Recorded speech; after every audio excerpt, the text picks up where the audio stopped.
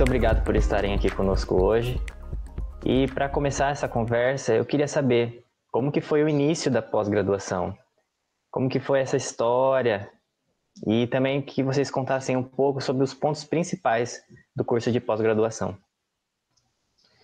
Então, bom dia, Gabriel, professor Alcione, professora Kelly, obrigada pelo convite. Para mim é um prazer, uma honra estar participando dessa live, principalmente para contar um pouco da história que eu vivi de perto, que é o início, né, da nossa sonhada pós-graduação. E a minha participação principal na pós-graduação, que eu penso hoje, fazendo uma retrospectiva aí, é ter colocado a bola em campo, né? Porque depois os jogadores chegaram e nosso principal objetivo era fazer o gol, mas colocar a bola em campo na época era bastante complicado, porque a própria USP era muito rigorosa na aprovação de um curso de pós-graduação, e a CAPES mais ainda. E nós éramos em poucos, né? Então, a princípio, nós tínhamos 11 potenciais professores para ser orientadores, e que depois, com a saída de uma, nós ficamos em 10, né? E tínhamos a participação aí de 4 colaboradores. Mas como elaborar, né? Nós tínhamos uma certa experiência em outros, porque nós éramos professores de outros programas de pós-graduação fora da FORB, né? Eu, por exemplo, estava na Bioengenharia de São Carlos, na USP, eu estava na pós do Centrinho, mas nós não tínhamos a nossa pós. E outros docentes também tinham também eram docentes de outras pós-graduação. E, ao mesmo tempo, nós tínhamos uma forte inter-relação com a graduação, nós tínhamos gás, mas nós ainda não tínhamos todos os pré-requisitos e o modus operandi, como montar tudo isso, né? E aí, então, a professora Cecília, na época, ela me pediu para encabeçar isso, para fazer um estudo de como nós poderíamos, então, lançar este projeto, primeiro dentro do nosso curso, depois para a FOB, depois para a USP e, finalmente, chegar na CAPES, né? Então, eu falei para ela, olha, então vamos fazer o seguinte, eu não sei da onde começar. Então, a minha ideia inicial foi pedir para a comissão de pós-graduação da FOB deixar eu participar como ouvinte, para eu entender o que existia, né? Como é que eles lidavam com a pós-graduação da Odonto. Claro que também não foi fácil, porque eles acharam assim, como, né? Você vai entrar aqui, e aí, depois, para encurtar uma longa conversa, eles aprovaram essa minha participação. Aí eu comecei a participar também a pedido dos encontros dos coordenadores de pós-graduação da área 21 da CAPES, que existiam esses encontros, e aí então eu escrevi para o coordenador da área 21 na época, pedindo para assim, eu participar dessas reuniões, né, como ouvinte, sem compromisso. Também foi muita discussão, e aí, então, eles aprovaram. Para aprender, né, para ver como é que a gente organizava carga horária, o que era relevante. Então, eu comecei a participar, né, em 2000, 2001, né, dessas reuniões todas, e conversando com os nossos docentes, como que eles, assim, que disciplina que seria o carro-chefe de cada um, carga horária, a gente teria que estudar a carga horária, número de créditos. Então, antes da gente enviar para a USP, nós tivemos vários anos de preparação, né? A princípio, assim, precisávamos também discutir qual seria o objetivo, o perfil do nosso curso. A princípio pensávamos em fazer mais ou menos como o sistema americano, né, que era separado linguagem e audição, e depois de longas conversas chegamos à conclusão que para o Brasil, não, o Brasil a gente tinha que pensar num perfil mais assim, era de um curso de fonoaudiologia, propriamente dito, voltado para fonoaudiólogos, e assim, um perfil também mais generalista, obviamente, que separando aí as dissertações, das expertises de cada pessoa, mas pensando também num perfil mais generalista, numa pessoa que seria formadora de opinião, que era tão importante para a fonoaudiologia brasileira. Então, nós começamos, assim, fazendo esse estudo, né, para colocar a bola em campo. E aí, então, nós, para encurtar uma longa história, nós começamos com 10, a princípio 11 orientadores, mas com a saída de uma pessoa, né, nós ficamos em 10, que éramos docentes permanentes, e na época a nossa pró-reitora de pesquisa, que era a professora Sueli Vilela, ela veio a Bauru e conversando com a gente, ela falou, olha, é muito importante que para fazer parte para caracterizar docente do quadro permanente, vocês precisam ter uma dedicação exclusiva à pós-graduação. Então, antes mesmo da gente ter a aprovação do curso, foi nos pedido a nós sairmos das pós-graduações, onde éramos docentes e éramos orientadores, para então ficar caracterizado que éramos docentes só do programa de fonoaudiologia. E a maioria de nós o fez, e para vocês terem uma ideia, nós ficamos aguardando essa aprovação por 5 anos, né? Então, isso o que comprometia? Comprometia a publicação, né? Nós tivemos uma série de perdas em termos de pesquisa, assim, não vou dizer de massa crítica, porque era uma equipe até que experiente na pós-graduação em outros programas. Mas como nós tivemos que sair para dar essa característica de docente permanente, nós ficamos aguardando ainda bastante tempo para finalmente nós termos a aprovação do nosso programa. Nós contamos com 3 linhas de pesquisa. A telesaúde, nós fomos pedir para ela ser criada lá em 2008, que tem até um histórico, que depois eu posso contar a hora que eu parar, mas nós começamos assim, né, com docentes sendo da graduação, da pós-graduação, tudo junto e misturado. Não existia praticamente assim, sou docente da pós ou sou docente da graduação. Então, foi isso.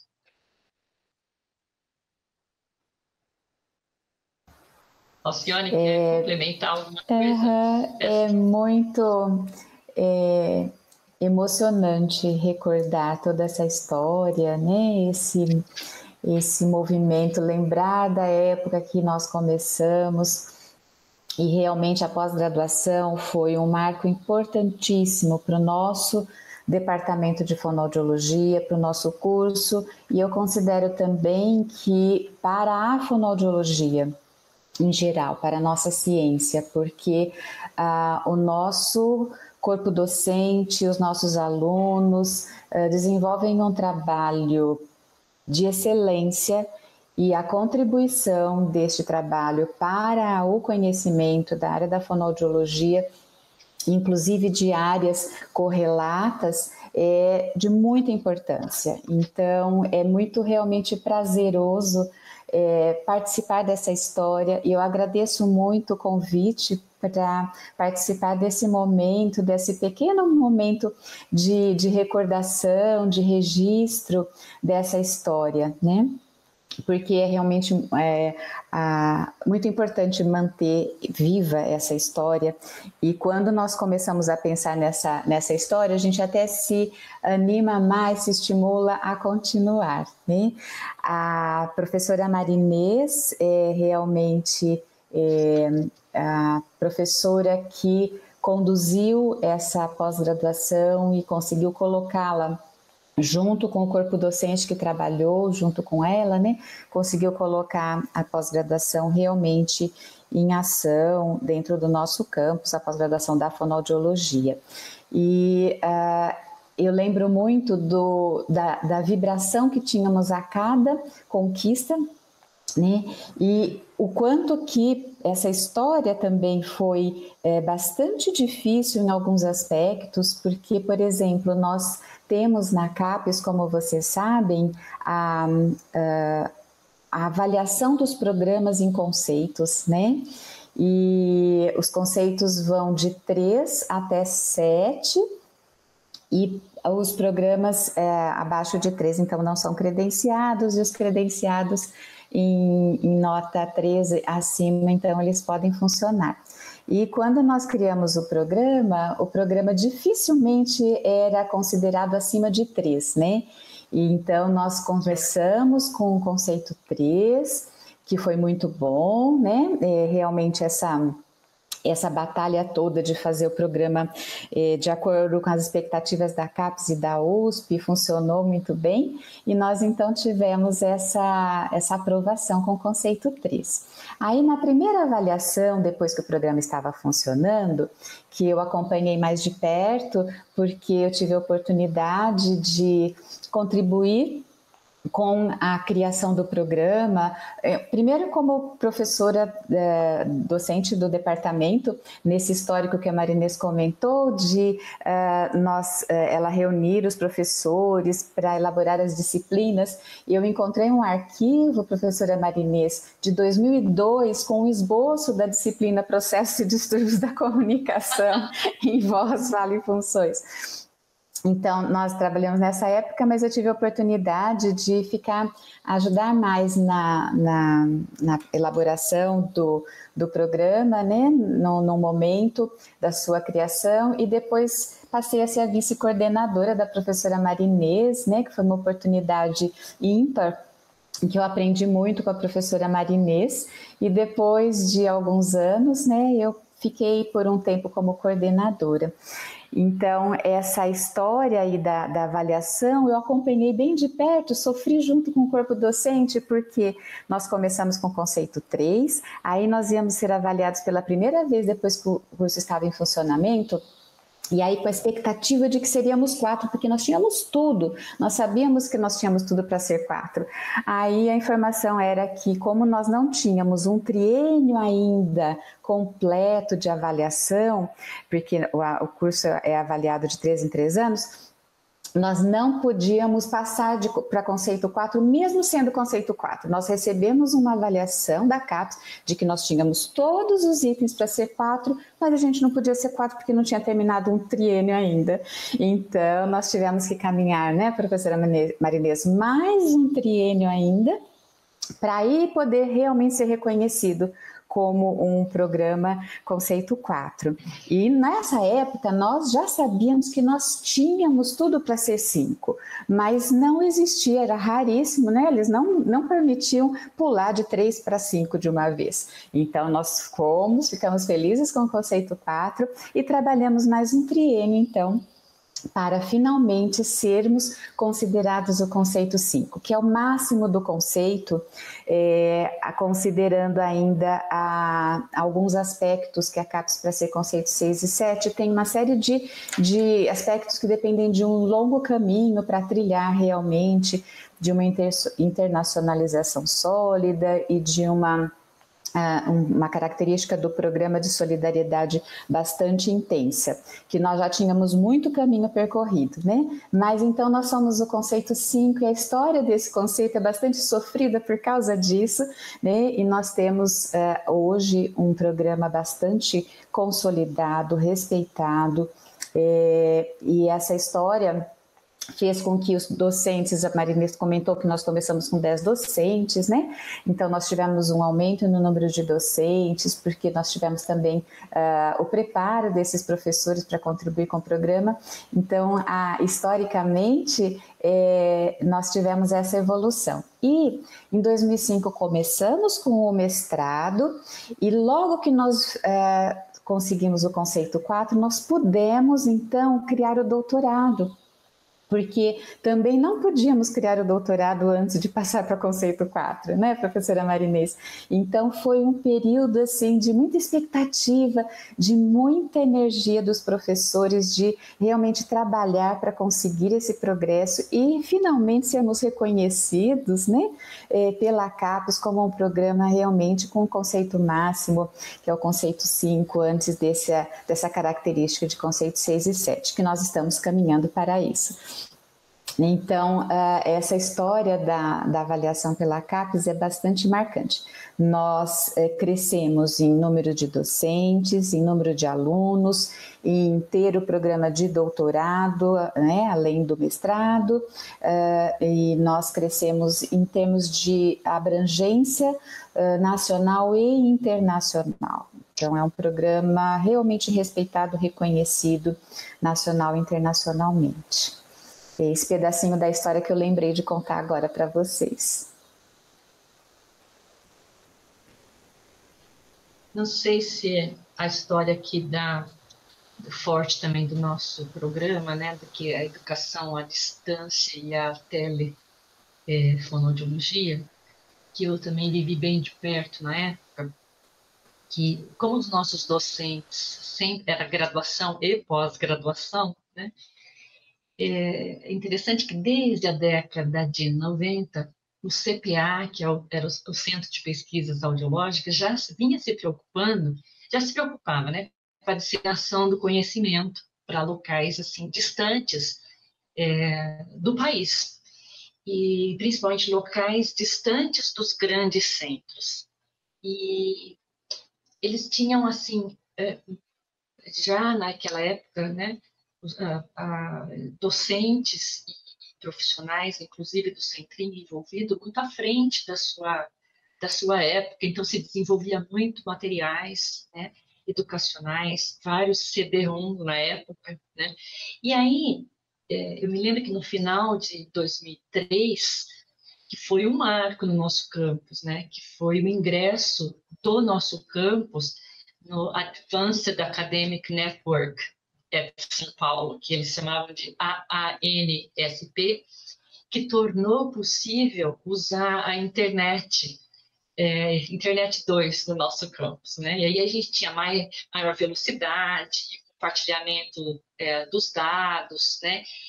E aí, então, começaram os embriões das videoconferências. E aí o curso buscou parceria, nessa época, com a telemedicina, da Faculdade de Medicina de São Paulo, e com recursos próprios trouxe um equipamento de videoconferência para o campus, né? E para analisar a viabilidade técnica dessa tecnologia como um recurso, inclusive educacional. E foi assim, nossa, parecia uma coisa tão de futuro, né? Pensa que hoje a gente só está fazendo isso nessa pandemia, né? Mas na época, assim, E aí, posteriormente, com o apoio da FOB e a própria concessão de um equipamento, né, de videoconferência no Centro de Computação Eletrônica, aí então a gente fazia principalmente, começava pelas áreas de audiologia, né, entre as fonos de Bauru, São Paulo, os cursos de fono, Bauru, São Paulo, Ribeirão Preto e tudo. E aí, então, as videoconferências foram se tornando uma realidade, né, com aulas, palestras, reuniões nacionais e internacionais. E aí, então, o departamento, quer dizer, o curso, vou falar em curso, na época, já começou a participar do projeto Homem Virtual, da disciplina de telemedicina, da FM-USP, e com muitos frutos sendo gerados, né?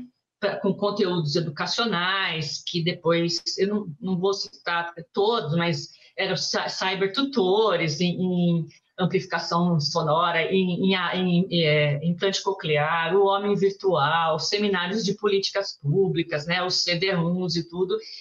E aí, em 2005, né, entramos no consórcio Institutos do Milênio, que era um projeto que da faixa de mais ou menos 5 milhões de reais, né, para criar uma estação digital médica, uma estratégia de implementação e ampliação da telemedicina no país, e a fonoaudiologia de Bauru teve o prazer, né, a honra de começar. Então, esses pontapés, né, que foram iniciando nessa época foram já dando uma característica extremamente avançada para o nosso curso na graduação e na pós-graduação, e aí em 2008 nós então solicitamos a entrada de mais uma linha de pesquisa, porque até então tínhamos 3, a criação da telefonoaudiologia como uma 4ª linha de pesquisa. Você lembra de mais alguma coisa, Alcione, em relação a isso? A telesaúde em fonoaudiologia foi uma disciplina que já mostrou que existia uma tradição no nosso departamento, a partir do trabalho desses professores, que foram realmente precursores na área, né? E que depois o fato de ter a linha de pesquisa contribuiu para que houvesse um crescimento ainda maior, e hoje nós vemos nesse movimento que nós precisamos, foi necessário desenvolver em função da situação que nós estamos vivendo, né, da pandemia, o quanto que foi necessário organizar, e a Sociedade Brasileira de Fonoaudiologia, o Conselho Federal de Fonoaudiologia avançaram nessa área com a ajuda dos nossos docentes, do nosso departamento, em função deles terem sido realmente os precursores. Então, essa contribuição do nosso programa de pós-graduação para essa área de conhecimento e de atuação na fonoaudiologia no Brasil é realmente mérito, né, nosso, e foi muito importante a partir desta contribuição. Então, sem dúvida, foi um aspecto muito bem lembrado, faz parte da nossa história e vai continuar nos acompanhando com certeza essa linha de trabalho, de estudo, de atuação da fonoaudiologia. Tem muita coisa para a gente conversar sobre essa história, a gente poderia ficar realmente até às 6 horas da tarde e seria uma delícia recordar tudo, mas eu acredito que esse panorama geral, né, mostrou aí o começo, o envolvimento dos docentes e até chegarmos hoje, né, no reconhecimento da nossa pós-graduação que temos. Professoras. Só fazer um parênteses, desculpa. No início, como esse sofrimento que a professora Alcione falou, da gente ter a nota valer 4, mas ficar com 3, né, na avaliação da CAPES, em 2007, eu sou uma pessoa que choro muito pouco, mas eu chorei muito aquela vez, né, porque eu, sinceramente, não me conformava. E hoje, fazendo essa visão histórica, né, eu vejo o quanto que é necessário a gente não pular etapas, né? Nós éramos um corpo docente bem jovem, com muita garra, e a gente queria tanta coisa, né, Alcione? E a USP sempre teve o seu ritmo, e eu estou na USP há 37 anos, mas eu nunca consegui entender esse ritmo, porque a USP era tão assim, lenta para o meu pensamento.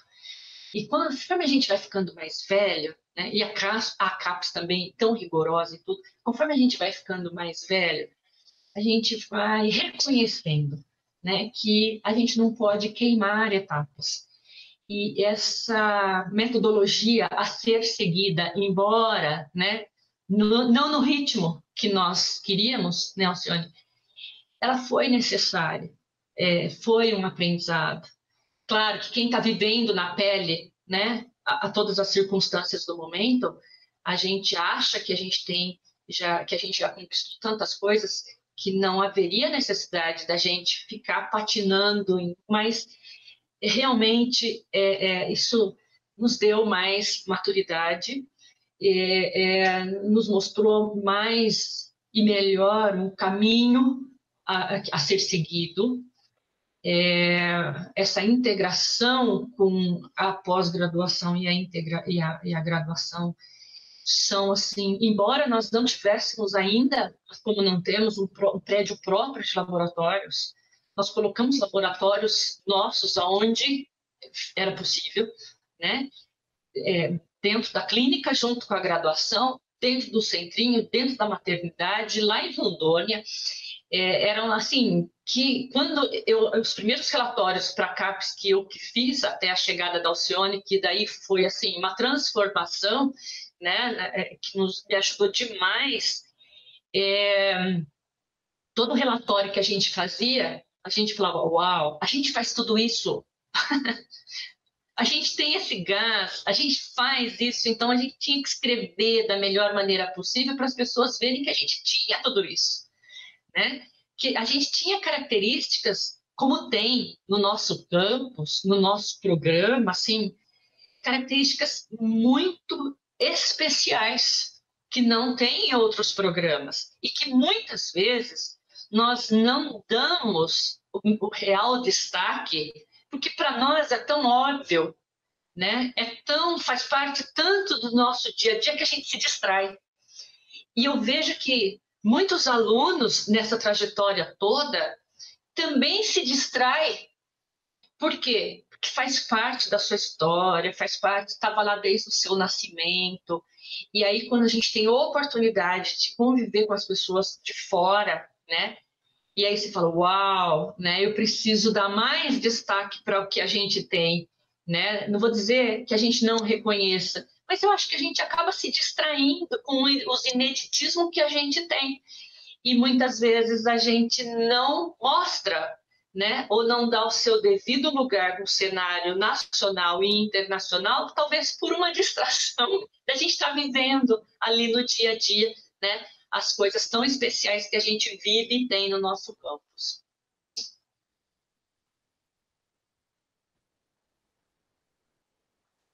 Então, professora, pegando um pouco da fala da professora Marinês, essa questão de, né, se distrair um pouco, mas e pensando no futuro, o que vocês ainda almejam, o que a gente pode esperar do futuro para o curso de pós-graduação, para o nosso curso como um todo também?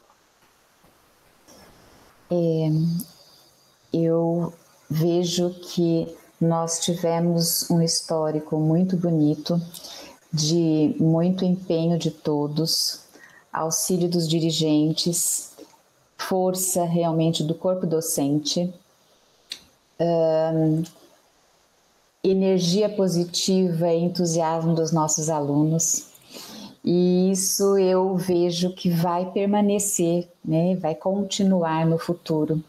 Um exemplo disso e uma perspectiva futura muito positiva que nós temos foi a conquista recente da possibilidade, né, do início já da construção dos nossos laboratórios de pesquisa, como a professora Marinês falou.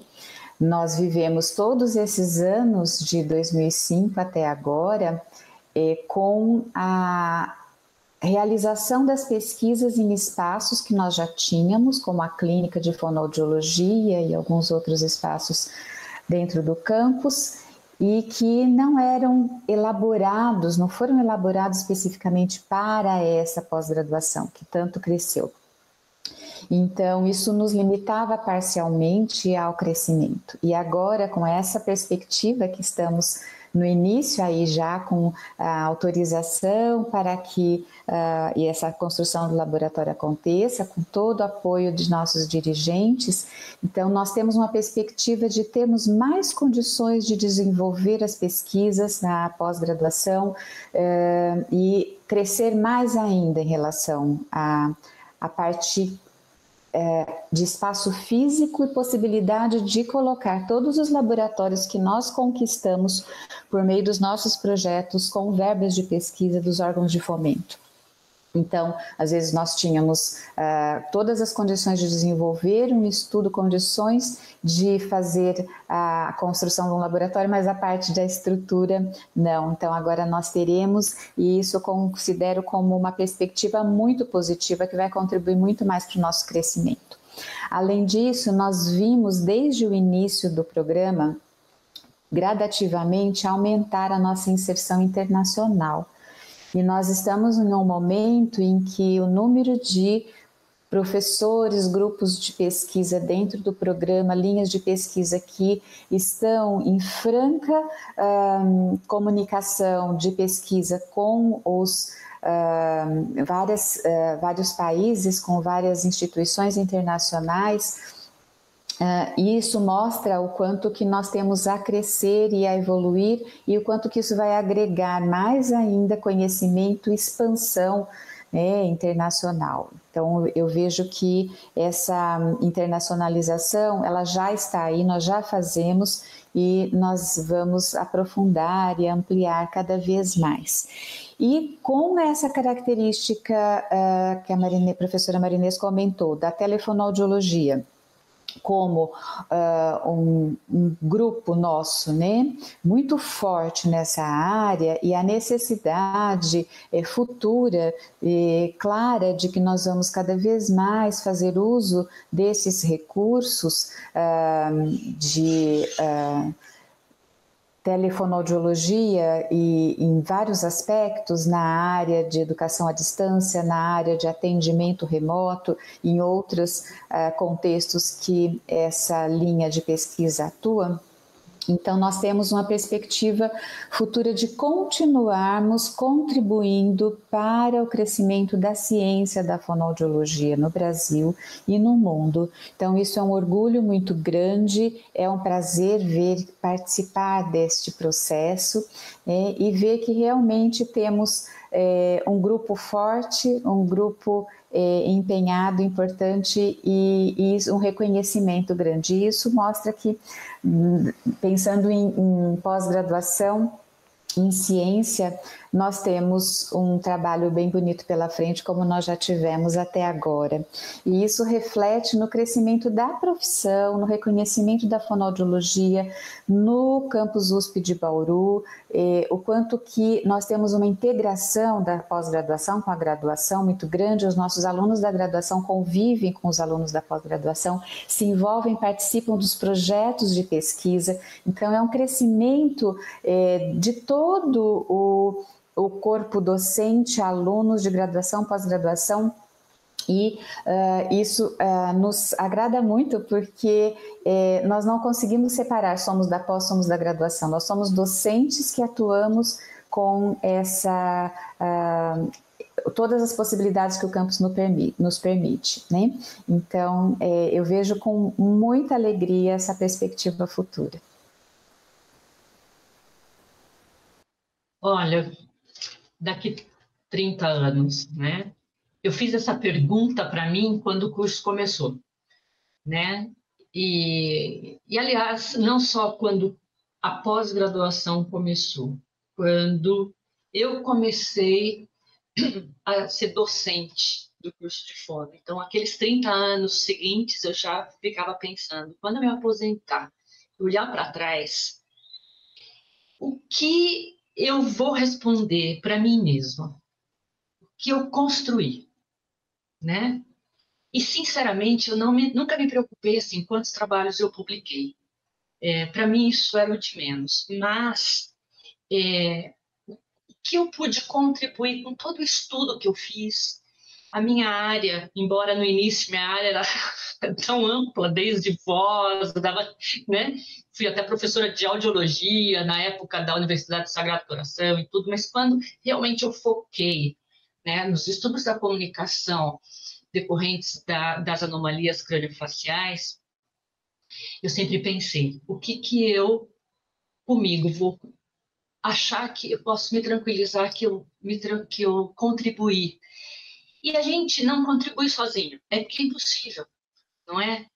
E a hora que chegam os alunos, quando a gente tem este objetivo, que é colocar os nossos sonhos em prática, a gente vira um time quando os nossos alunos passam a sonhar os nossos sonhos, né? Então, quando eu tenho um aluno de iniciação científica, de mestrado, doutorado, pós-doutorado, que se entusiasma pelo meu entusiasmo, eu falo, ai, dá mão, porque eu ainda tenho que responder tantas coisas em relação à prevenção, avaliação e diagnóstico, tratamento, tá, dos distúrbios da comunicação, das anomalias craniofaciais, sindrômicas e não sindrômicas. Sozinha eu não consigo. Você gostou da ideia? Junte-se a mim, né? E aí, então, a gente cria um grupo de pesquisa nosso, e outros grupos de pesquisa dentro do programa, né, vão também pensando nessa mesma linha. Infelizmente, a gente tem uma cultura brasileira que a gente não divulga muito. A gente não tem o hábito, a gente, assim, brasileiro, né, de escrever, de divulgar, de escrever, assim, que é muito importante. Então, muitas vezes a gente vê pessoas que deram tanta contribuição, que implantaram teorias, práticas, né? E muitas vezes aquilo não é conhecido. Por quê? Porque talvez a gente se distrai trabalhando naquilo e não é, e também não divulga. Então, o que eu penso para esses próximos 30 anos, que eu não vou estar mais aqui, mas eu acho que, claro, a internacionalização é importante, as publicações são importantes, mas do quê? Não é? Eu vou começar uma internacionalização com o quê? Eu preciso achar parceiros, eu preciso de pessoas que se unam a mim e eu a elas em prol de um mesmo objetivo, né? Eu preciso ter verba. Então, aí sim, a internacionalização ela vai tendo uma cara. Então, eu acho que eu me lembro que o veio para uma equipe aqui na FOB avaliar o curso de fonoaudiodonto, foi uma equipe que veio e eu me lembro do discurso dele quando ele falou assim, olha, o que eu espero de um grupo, seja de pós-graduação, mas claro, aí era pós-graduação, assim. O que aquele grupo fez, né? O que aquele grupo fez? Criou a vacina tal, sei lá, criou o medicamento tal, trabalhou para isso, trabalhou para aquilo. No nosso caso, distúrbios da comunicação em geral, né? O que nós conseguimos prevenir? Quais foram as ações que, independentes da área da comunicação, que nós estudamos para prevenir, levando para escolas públicas, privadas, políticas públicas. Quantos projetos do tipo ensaio clínico nós fizemos? Né? Claro que as pesquisas retrospectivas, elas são importantes, claro, mas quantas que nós fizemos do tipo ensaio clínico? Que técnicas de tratamento, no caso aí de terapia, por exemplo, foram criadas para otimizar o tratamento, porque a gente tem um mito na fonoaudiologia que o tratamento, a terapia, ela deve durar muitos anos. Ela começa na infância com o paciente e termina na idade adulta, né? Então, muitas vezes, um paciente que é indicado a fonoterapia, a família fica muito triste, porque ela queria uma cirurgia ou uma pílula para não ter que ficar levando o filho na fono, porque é muito longo, né? Isso é um mito, isso é coisa do passado. Então, o que nós podemos fazer nos diferentes distúrbios de comunicação para derrubar esse mito, não é? Que tipo de técnica, estratégias para, por exemplo, trabalhar com problemas de fala de um paciente com fissura labiopalatina o mais rápido possível, o mais otimizado possível. Então, eu penso que assim, e claro, divulgando, porque não adianta eu trabalhar sozinha.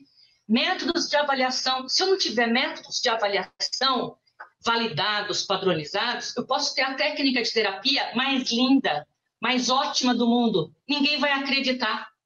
Por quê? Porque o método de avaliação que eu estou usando não é confiável, não é? Então, como que eu faço para passar para frente as coisas que eu descobri em termos de tratamento, em termos de prevenção, se não tiver métodos de avaliação validados, com amostras de fala estudadas, com técnicas de gravação de alta fidelidade e que tem todo um pacote aí de confiabilidade.